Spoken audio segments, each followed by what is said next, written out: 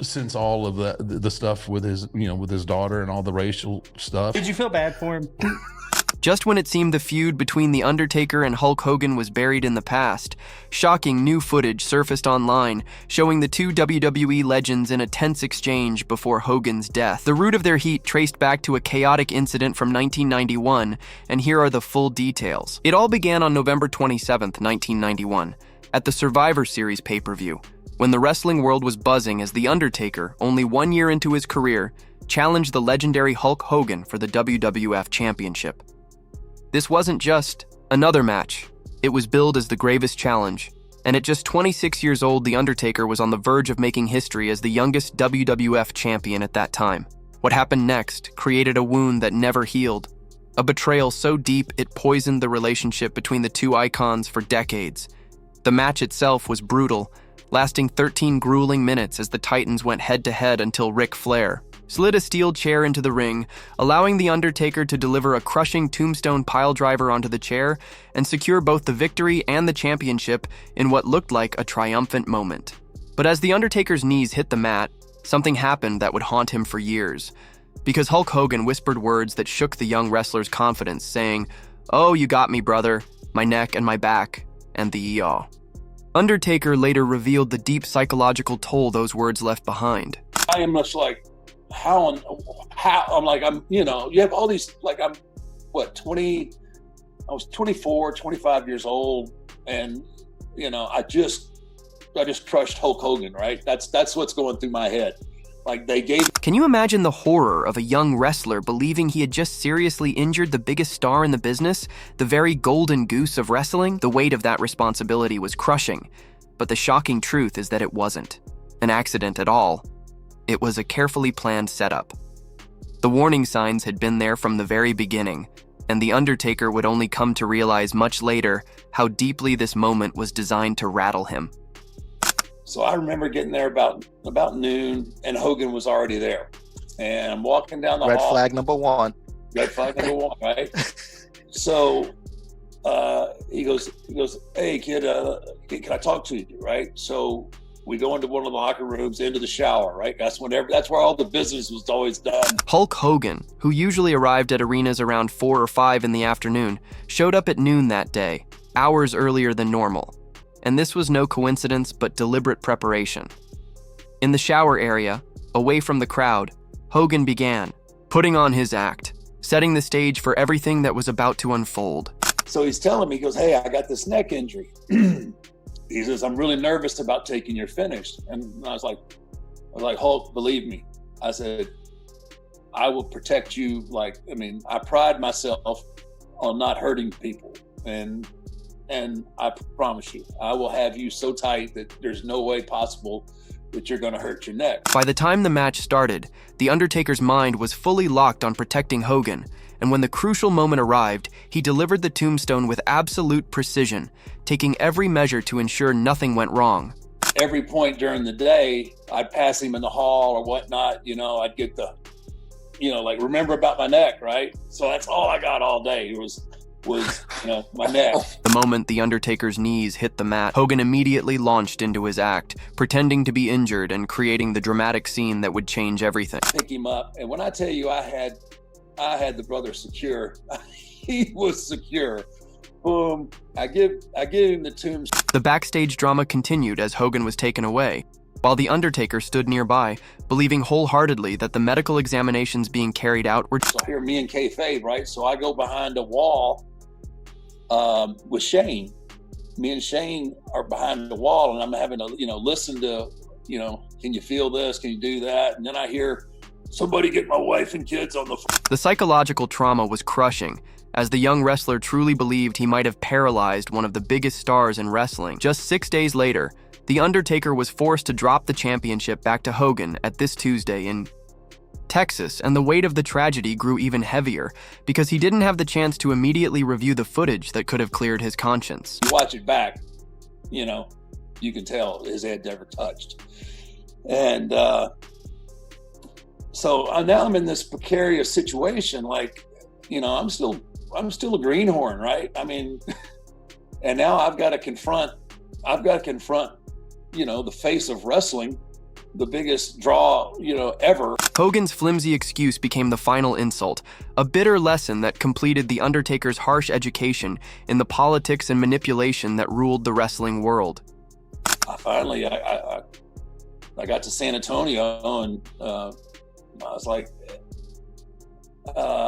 Terry, I watched it back.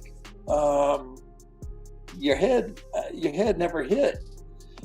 He's like, well, brother, what it was you had me so tight that when we came down, I had nowhere to move. This moment marked the beginning of a Cold War that would last for decades, as The Undertaker realized Hogan was not the hero he pretended to be, but a manipulative politician willing to sacrifice others for his own gain, and the seeds of animosity planted that night grew into something far larger and more damaging than anyone could have imagined.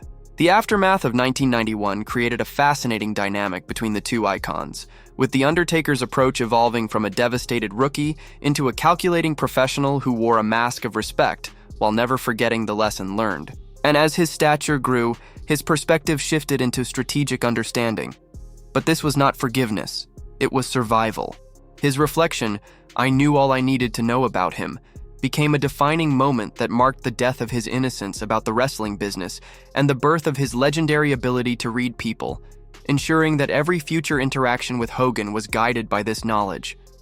By the early 2000s, the balance of power had completely flipped, with The Undertaker as locker room leader while Hogan's influence faded, and at Judgment Day 2002, The Undertaker defeated Hogan decisively for the undisputed championship, a symbolic moment proving that he had not only survived Hogan's manipulation but surpassed him.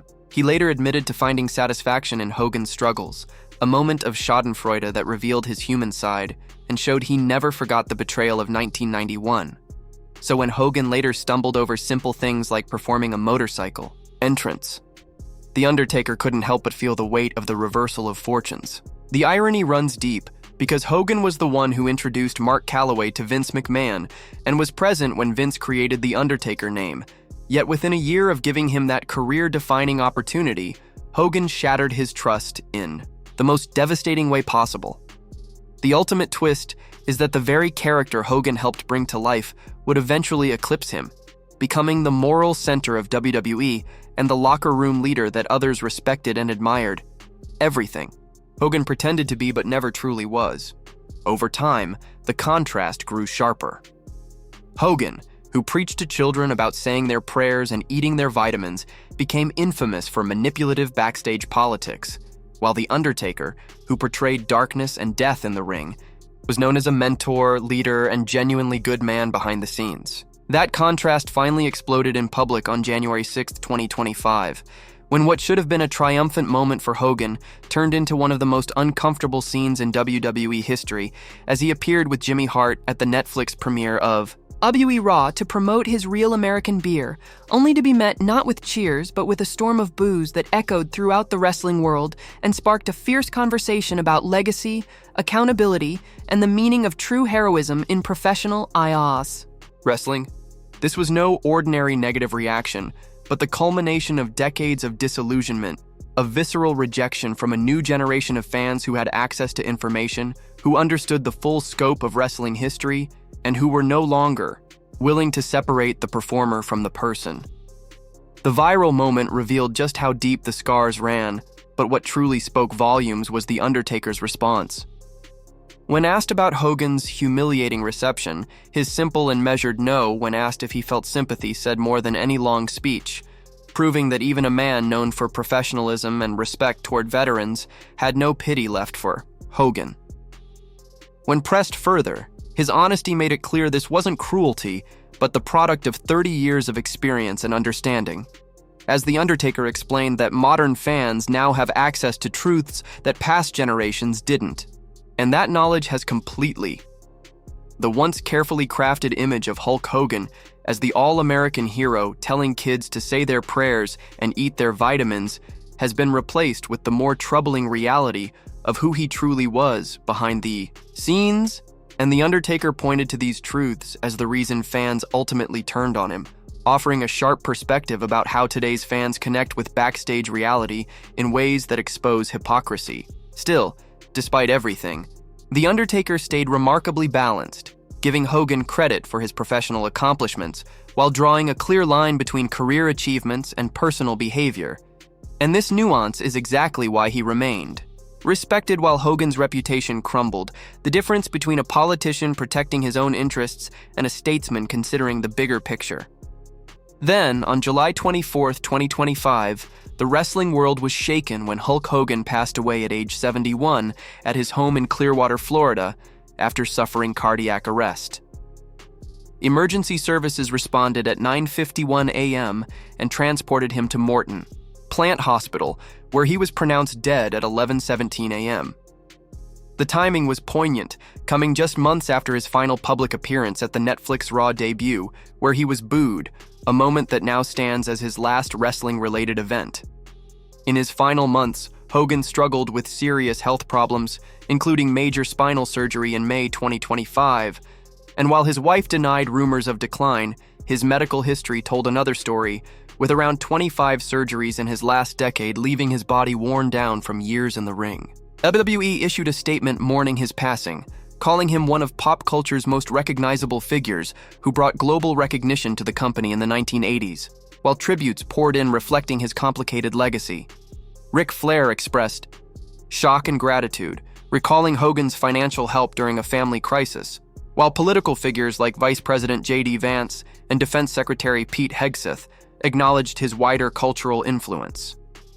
Hogan's wrestling accomplishments remain undeniable. He headlined 8 of the first 9 WrestleMania events, was the face of WWE during its major expansion, set a U.S. television record with 33 million viewers for his match with Andre the Giant, held the WWF Championship for a record 1,474 days, and captured the WCW World Heavyweight Championship 6 times, achievements that Dave Meltzer summarized as proof of his unmatched importance in wrestling history. It is impossible to overrate Hulk Hogan's role in wrestling, as he sold more tickets to wrestling shows than anyone else ever has, and IMDb even ranked him as the biggest draw in wrestling history. Beyond the ring, his influence reached mainstream culture, with appearances on the covers of Sports Illustrated, TV Guide, and People magazine, co-hosting Saturday Night Live, starring in a CBS cartoon, and becoming the most requested celebrity for the Make-A-Wish Foundation in the 1980s. Yet, behind the fame and glory, the Hogan family dynamic revealed a much darker story. Brooke Hogan's decision to go no contact reflected her effort to protect herself and her children as she sought therapy to process the damage. But Linda Hogan complicated matters by denying the seriousness of Brooke's claims, dismissing her as a narcissist, accusing her of drinking, and downplaying physical harm such as a broken collarbone and a cut lip, a pattern of denial, deflection, and counterattack that mirrored the tactics Hogan himself used with colleagues who challenged him. Linda, who was married to Hogan for 24 years until 2009, also accused him of multiple affairs and described him as a sex addict, citing his affair with Brooke's friend as the breaking point that led her to file for divorce. This cycle of manipulation spilled into the public eye through the reality show Hogan Knows Best from 2005 to 2007. Hogan used the reality show to control the family narrative while exposing them to public scrutiny, with Linda later admitting that the show only deepened family tensions, proving that Hogan was using media as a tool to normalize control and disguise dysfunction under the image of a caring father. His personal life was marked by betrayals, perhaps most disturbingly with Bubba the Love Sponge Clem, once a close friend and even the best man at Hogan's wedding, but their friendship collapsed in disgrace after the infamous sex tape scandal.